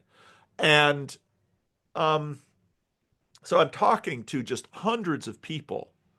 And patterns are beginning to emerge that reductive materialism has, in many people, induced a sort of nihilistic depression, or as John Vervaeke came along and called, a meaning crisis. Yep. And Peterson sort of, and again, most people couldn't necessarily sort of parse out the dots or tell you a coherent narrative, but it's happening deeply in them, and things are starting to shore up. And what most of these people are doing in order to stay sane. So if you come to the realization that you're an alcoholic, many alcoholics learn that in order to stay sober, they need to keep going to meetings. Well, many of these recovering nihilists discover that in order to keep from hanging themselves, they need to go to church. And they don't really know why they're going to church. And so there's one particular friend of mine who was from the Netherlands, who my first like 4 or 5 conversations with him on the channel were just the quintessential thing. He comes in, he found me because he was watching Jordan Peterson. He didn't know why. He just noticed that when he watched Jordan Peterson, he felt better Hmm. and, was less, hated life less. And so he finds me talking about Jordan Peterson. By that point already, it's very difficult to talk to Jordan Peterson, but I'm easy to talk to at that point still. And so we just begin a friendship and we just Hmm. start talking. And in my successive conversations with him, first he's just laughing. I can't believe I'm talking to, he's a Dutchman, so I can't believe I'm Mhm. talking to a Dutch Reformed pastor. He's got a very Mhm. Dutch face and a Dutch name, but he's like, there's no Dutchman left in him. And then, before it's like, I'm reading the Bible. This is I don't believe a word of this and I don't believe any of this stuff, but I'm reading it and I don't know why. And, before you know it, he's sneaking into his Dutch Reformed, fairly modernist Dutch Reformed church in the neighborhood. And, and then he's like, oh, they want me to make profession of faith. What should I do? I said, well, why don't you say yes? I mean, what's the worst that can happen? You're shaky about all the beliefs anyway. Just keep following. Hmm. And then pretty soon they make him an elder, but he's still praying the rosary. Hmm. And it's Hmm. like, you're joining a Dutch Reformed church, you're praying the rosary. Then I've got all kinds of people on Discord servers that are saying things, like, I'm joining an Orthodox church and I do go to Mass and I do have a priest, but I listen to a Dutch Calvinist minister every day on YouTube. What's going on? Mhm. And whereas evangelicalism was sort of a development, if you read George Marsden, on the history of evangelical fundamentalism to evangelicalism, and then you read someone like Molly Worthen, evangelicalism becomes this way that fundamentalists, even though they're divided by their particularisms, can sort of missionally come together. And of course, the Jesus movement really cements that the Mhm. change in music, the change in all of this, but you've still got a biblicism. And most of the theology is not deconstructed. And then you get to the seeker movement where they've sort of already subsumed a lot of the Jesus movement, but they're still doing, I mean, Bill Hybels is still basically doing 4 spiritual laws and D. James Yep. Kennedy, evangelism explosion, all of this stuff. And so that's kind of evangelicalism, where they're trying to incorporate and absorb competent academics. And of course, Calvin College, even though not necessarily evangelical, didn't really want to take on that label, but you've got Waltersdorf and Alvin Plantinga and Richard Mhm. Mhm. Mao. And so, you've got this philosophical revolution that's sort of deconstructing foundationalism, but in a very reformed way with presuppositionalism. And you've got all of these things going on in evangelicalism. And what's happened in the last little while is that some of that spirit has sort of jumped out of the Protestant container. Okay. And you've got, so now I spend a lot of time talking to Orthodox people. So next week I fly to Galway, Ireland, and I'm going Hmm. to have a conversation with Paul Kingsnorth and Martin Shaw Okay. and Cool. a Hmm. Dominican friar. And Perfect. Makes sense to me. and it's like, what the heck is going on? Yeah. And I look at a lot of these Orthodox and it's like and many Catholics and it's like, y'all are Protestants. Mm. Now, you might not all of Protestantism, you're not going to agree with sola scriptura. You really don't like substitutionary atonement. I mean, Hmm. but really, what's happening now is that there's something happen that's something happening that's akin to evangelicalism, but it's bigger and messier and broader, and it's happening. I mean, just look at Richard Rohr. So the Hmm. guy who helped me, John Van Donk, the guy who, really started Estuary with me, Richard Rohr was a formative influence in his life. Now, Hmm. my friend is Me too. still attends a Christian Reformed church, but and part of this is the internet, in Hmm. that it used to be that if you grew up in the Christian Reformed church, all of your materials would come from the Christian Reformed Church. Hmm. And you could sort of have a That's nice gone. sort That's of gone. Christian Yeah. Reformed clean room. Hmm. That's all blown apart. Yep. Yep. Got it. Hmm. Yeah. Well, that's so interesting. And see, to me, this just seems like, oh yeah, that makes sense. Of course, you're going to fly and talk to Martin Shaw, and yeah, because the world is like that. All these borders have become porous, and I don't actually know where that's going, but and something about the emergent church, like, uh, uh, why it died. Well, actually, I think it was much more like a seed anyway. It was just like there's a relationship between what you're saying and the kinds of things that are even in generous orthodoxy. Brian McLaren's book, these are seeds. And it's like whatever they were trying to do, it worked in the sense of the seed went into the ground. And it's Right. kind of like, yes, there was some deconstruction, but also on the positive side, like what are the relationships between things? What's the relationship between these patterns and theology? I mean, the fact that people are now using the word archetypes in ordinary conversation is like funny to me. It's like, what is happening? Oh, like the archetype. I'm like, what? Like, I mean, just roll the clock back 20 years. I mean, unless you were, of course, I know the church fathers also use the actual word archetype, but unless you were like deep in the world of theology, that's not a word that was common. So, in a way, I kind of celebrate this coming together. It's certainly, I agree with Phyllis Tickle when she first, maybe she was just a little ahead of her time.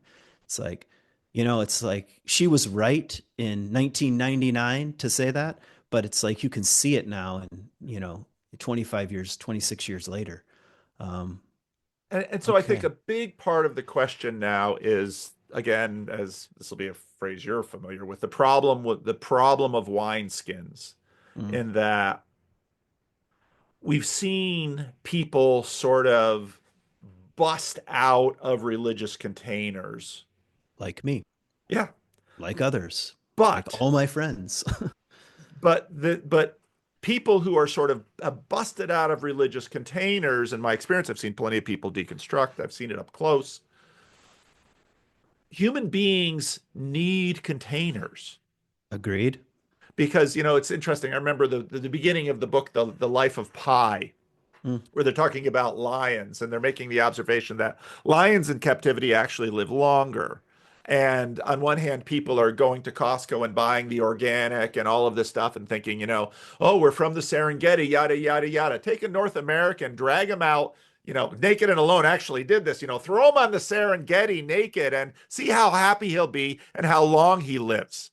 Mm. I remember we were doing homeless shelters here, and we take a busload of 100 homeless people and throw them in this big empty space that we call a sanctuary. And the first thing that they do is they take chairs and they make little niches for themselves, Yeah. Yeah. because we Of need course. containers. I agree. Hmm. And for what, the church as container has, I would say, served people. It's not been a perfect container, but it's actually served people well, because regardless of whether you agree with all of the walls of these containers and their, the propositions that they embraced, at least they had a sense of who they were. Hmm. And one sure way to disorient and destroy a human being is to destroy all their external containers and then watch their internal containers crumble. Yeah. And so Yeah. so it isn't a mystery to me why people, after, let's say, a difficult season of nihilism, sought refuge in a church. And, John Vervaeke, when I first started talking to him 6, 7 years ago, was talking about the religion that wasn't a religion and economy of practices and all of this. And I basically said to him, I really appreciate the theory and the openness, and I appreciate the fact that there are really smart, disciplined people sort of out there in the world that can sort of live in that ether. But the vast majority of normal people, they need a box, and Yeah. they need the box to be stable. Mm. The thing is, that box is going to have to live with some coherence of the mental imaginary that they use to filter the world that's coming in on them. Mm. So it's you know this is a problem that real people have, and especially if you're going to live multi-generationally, that box is really helpful. I did an estuary live stream online with a bunch of randos who have been with me a long time in this, and we were talking about the emergent movement. And because just like it was a few years ago, I had the aha moment about nihilism and the meaning crisis and what Jordan Mhm. Peterson did. Now I'm having the aha moment about how does the emergent movement play in terms of this narrative? Because all of those people had also been through the emergent movement, and now suddenly Okay. they're finding me. And many of those people they grew up evangelical and now they're going to Orthodox churches. Mm. But they're also saying things like, well, my grandmother was Roman Catholic and my parents were evangelical and now Mm. I'm Orthodox and I don't know what my kids are going to be. But part of me really wishes we had a coherent container that we can live intergenerationally in. Yeah. Yeah, well, that's a larger perspective on things, and that's one of the weaknesses of the spiritual but not religious vibe. It turns in on itself. It's like you really are, and I'm guilty of this. I know all the practices from like five traditions, and I've tried many of them, and but it starts to feel like a religion that you're sort of making up. Like you can say you're not religious, but if you're really committed, it's like, well, why am I piecing this together? Will it last till tomorrow? Probably not. Could I pass it on to my kids? I couldn't even explain it to my kids. So, I mean, again, I'm not criticizing people who are on a kind of wander because I think wandering is important, but I resonate with what you're saying. Like, we can't live without containers. I don't think. I think it's kind of an illusion anyway. Like, let's blow all the doors off and we'll just follow what? Follow our whims, or follow our ideas, follow our cravings, our instincts. I mean, and what most people don't read in Jung is that the instincts are also dangerous. They're absolutely essential and they're related to archetypes. Sometimes he says archetypes and instincts are the same thing, but they're not morally neutral. They're not friendly, or I should say they're not your friend necessarily. And when you blow all the doors off the container, you don't know what you'll inherit. Yep. And like he says at the psychedelics, what does he say? Be careful of unearned wisdom. Yeah, and it feels like we're in that age. I'm Yeah. just going to eat from the buffet whatever I want, and I'm going to assume there are no consequences to that, or there's nothing downstream. Anyway, that's what I'm finding at least. And so, some people were expecting me to like start, you're going to start the Church of Vanderklay or something. I said, no, I'm not going to do that. Too many people have done that. I don't need to do that. Then some people are like, well, you're going to become Orthodox. It's like, no, I don't need to do that. That would be the most Protestant thing I could possibly do is choose Orthodoxy. I'm going to stay in the, have a have a big religious conversion, that's right. I'm gonna stay in the tradition as long as they'll have me, Mm-hmm. which is a really potent thing in the Christian Reformed Church right now. But Yeah. and so then what happened sort of around me was that people started doing what they do, which is grouping together. And so online, we've got kind of a weird community, and some of them probably after I release this video, they'll find you and they will ask to talk to you. And by all means say yes, they're lovely, desirable people if that works for you. But I also, part of the reason that I started Estuary and I now do it every week at Living Stones at 9 o'clock. I mean, basically, my Sunday school died due to lack of attendance, even though people online ate it up. But Hmm. here in this little locale, in this little beaten down corner of Sacramento, California, um, but then I started doing Estuary, and that is by no means a Mars Hill success. We have 7 or 8 regulars, which is about the right size. It's a Yeah. wonderful size for a group. Yeah. And then sometimes we have 10 or 15, depending on if we have tourists come in, and some are church members and some are not church members, but at least people are.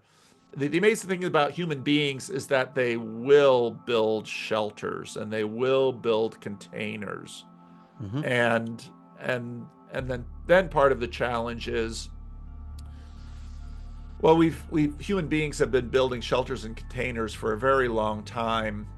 Maybe we should help the shelter builders and the container builders with a little bit of wisdom that we've gathered over the years. And so if you're the pastor of a small church, one of the things that you've learned is, how to keep small groups of people from doing stupid things, to fight stupid fights, and to Hmm. maybe help them Yeah. talk a little Beautiful. better together, and um, Yeah. have a little bit more joy and less conflict. So, Mm. Yeah. I think we need these kind of, I don't know if this is the right phrase, but I should back up and say I'm concerned about future generations, and um, I don't know why. I mean, maybe it's just the natural part of being a parent and being a human being, and and of course it's a deep. It's why Abraham plants a tree before he has any kids. yeah, It's like the same kind of impulse, but um, we do need like some. I don't know if it's transitional cultures, transitional spaces, transitional containers. I don't know if they need to last forever, but some containers, like when all the walls are being blown off, in every direction. Yeah, um, yeah, that feels right to me. So, okay, wow, we've been talking for a while. yeah, yeah. Thank That's you. that's the way this goes. Yeah, yeah. Mhm. What a joy, though. I've really enjoyed talking with you, and I'm learning. And yeah, thank you. Oh, thank you. Thanks for reaching out, and thank your wife for, saying, "Hey, listen to this." I know. I She's don't. always like wanting to understand, like, where does this fit? And Yeah, I tend to be like, don't make me think about that. I just want to make stuff, or I just want to, you know, yeah, hit record and go. And but everything is relational. It's all inside this relational context and yeah, yeah, connections. So yeah. anyway, Yeah. Well, anything, if people want to find you, the best way to find you is, KentDobson.com. okay. Um, So I got a I mean, website. I've got a website and I have Instagram and things like that. What about you? How do people find you? I like Googling your name Just in you. Google my name. You'll find my YouTube channel. The easiest way to get in touch with me is usually Twitter DMs. My DMs are open. Hmm. And Okay. That's how I got a hold of you. Yeah, actually. yeah, yeah. Twitter DMs are usually the easiest part. Email is chaos. Mm, agreed. Email is chaos. Yeah. So Well, thank thank you, you. Ken. Keep up the good work. Keep lending your voice and your stance and your perspective and your loving challenges and criticisms, and it's welcomed. So Well, appreciate thank it. you. All Yeah. right. Well, I will end the recording. Okay.